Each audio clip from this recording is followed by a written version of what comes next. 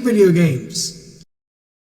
This was a good year for video games. Not much else, but I mean, at least the video games were good. So think back to how your year started. For me, like a lot of other people, it started with Dead Space of everything. Do you remember that Dead Space came out this year? Because I didn't. But as far as that game goes, it was pretty good. I mean, basically everything you want from a remake. It felt nice, the sound design was pretty great, and there was pretty much non-existent load times. Definitely a good way to start the year for video games.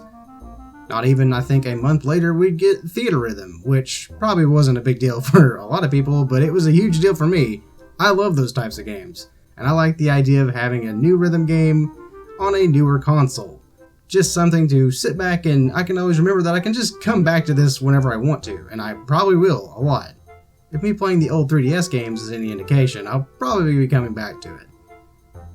Then, a little bit later, we got something that my friends were super excited about, but not so much me. Dokapon Kingdom.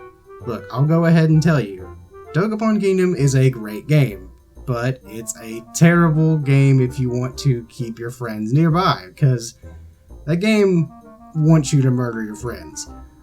You know about the whole trope of, oh yeah, Mario Party, it's a friend killer. Like, no, this game wants you to kill your friends. But, you know, it's nice to have that on an accessible system like the Switch. And my friends seem to love it, and, you know, the game's at least sort of nice to them, not to me, but, you know, it's still a good game to come around and play with your friends.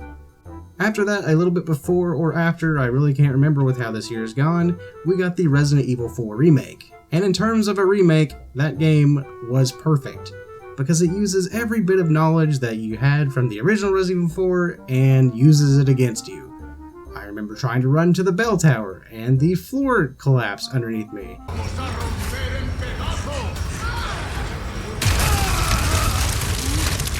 And then I would try to take some sniper shots before running into the fray and finding those two pieces to open that door, and the floor would collapse underneath me. It just knew what you were expecting from it, and it used that against you. And in terms of how a remake should be, I think that should be a part of it. It should tell you, hey, we know what you're wanting to do, and we're here to mess that up for you. Just completely. Now we're hitting to around the middle of the year, and Street Fighter 6 comes out. And I'm going to tell you, I don't care about Baldur's Gate or anything like that, but to me, that game is the game of the year. And why is that? Because it's great to enjoy Street Fighter 6 again. Whenever this was announced last year, I was pretty excited. I was like, this looks good, I can't wait. And then it finally came around and I started playing it. And then I kept playing it. And then I kept playing it. And before I knew, it was like September. And I was still playing it and enjoying it just as much as when I started. I have finally chilled down a little bit, but it's really good to just enjoy a Street Fighter again.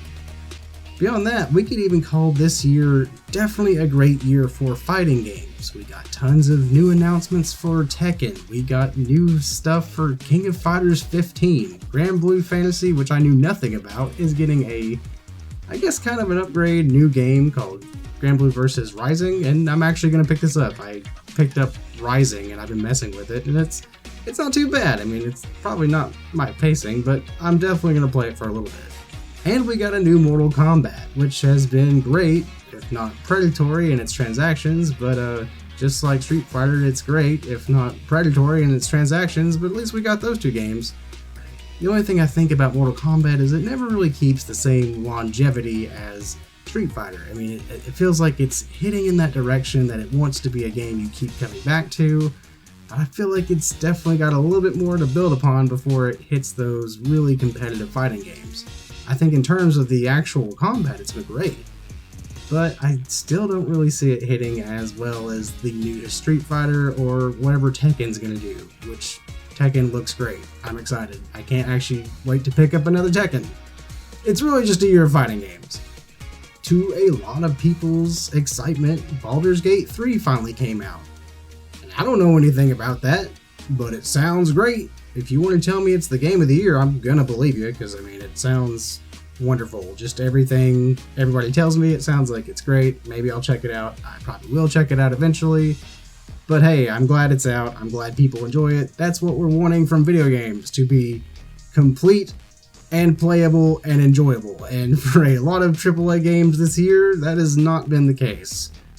Some people said that's the same case of Starfield, or if you like Starfield, great, but it's mostly like, don't expect anything else from it. If you like those types of games, if you like Fallout, you'll probably enjoy this, but don't expect it to be any groundbreaking thing. Basically the polar opposite of what I'm hearing about Baldur's Gate. And something I was not super excited about, but then as I played the demo and everything else, was Final Fantasy 16, and it's great. I don't know what these reviews are coming from about like that it's being too related to Game of Thrones, because I mean, listen, I just became Ifrit and fused with Phoenix and fought Bahamut in space, and I don't think they had any space battles. I don't think they had any space battles in Game of Thrones. If they did, please tell me, because I didn't watch it. But overall, I think this is a good direction for Final Fantasy in general. If you're going to make me have more control over one character than a team, then you need to be setting me up with this system. Let me beat as much ass as I can for as long as I want. And 16 does a really good job of that. It's great. It doesn't really get boring. You can mix all the combinations of the icons and everything, and it's really just something that keeps your attention. It definitely does have that issue of go talk to this person, and then they'll direct you to 17 feet over there to that person, and then they'll make you go over to a different town and talk to that guy, and that's your objective. And that's not good. I don't like that. I don't like that at all. But I mean, other than that, it's been a pretty steady ride. The story, I think, has been pretty enjoyable. I'm just saying I liked it way more than I liked 15, because I hate that game. The game's awful. You can fight me in the comments, I don't care. But now we're entering near the end of the year, and we got a new Mario game, Mario Wonder. And I probably, in any year, would never really add Mario to my list of games to talk about. As for someone who notoriously never finishes Mario games, I am loving Mario Wonder. It's great to have a Mario game where each level is really its own theme and gimmick, and then you just barely ever experience anything like it again. It's like each level has been set up to be an enjoyable 5 to 6 minute mess, and then it just goes to the next thing, and it's not going to be like you're playing the last level. It's definitely something new. Each level has a new gimmick, and then you get the Wonder Flower, and that's a whole new gimmick. And then if you enjoyed that, great. Just enjoy that as it is. Here's something new, like, in the next level. Do that for 5, 6 more worlds, and you're set. You're done. And that's how a Mario game should be. I don't need all my games to be like 30, 40 hours. I'm having enough trouble with 16. I need my games bite-sized. I am old, and that is not going to change. Beyond the realms of video games, we got the Onimusha series, and I could have told you I would have never seen that coming. And while I did watch it, it's only 8 episodes. It's not anything to write home about. It was something to catch my attention. I enjoyed it all the way through, but overall it was about a 6 out of 10. The characters were here and there. You didn't really get to know them for long enough, and you could kind of see where the plot was going, but the action was pretty great. The CG did make it kind of look stiff and ragged, but overall, like, it wasn't too terrible. I mean, as far as a left field, out of nowhere, hey, we still remember Onimusha, we're not gonna make a new game. We were talking about it, but we didn't, so we just made a series. I'll take it. Just, whatever, Capcom. Just keep going. Just keep making cool stuff. And I'd like to see more with that. I mean, hell, if you're not gonna make more games, then make some series, and then make some games based off those series, or something. Just give us more games. I'm tired of Monster Hunter, Resident Evil, and Phoenix Wright. I mean, I love all those, but you got so much, Capcom. Please just give us more things.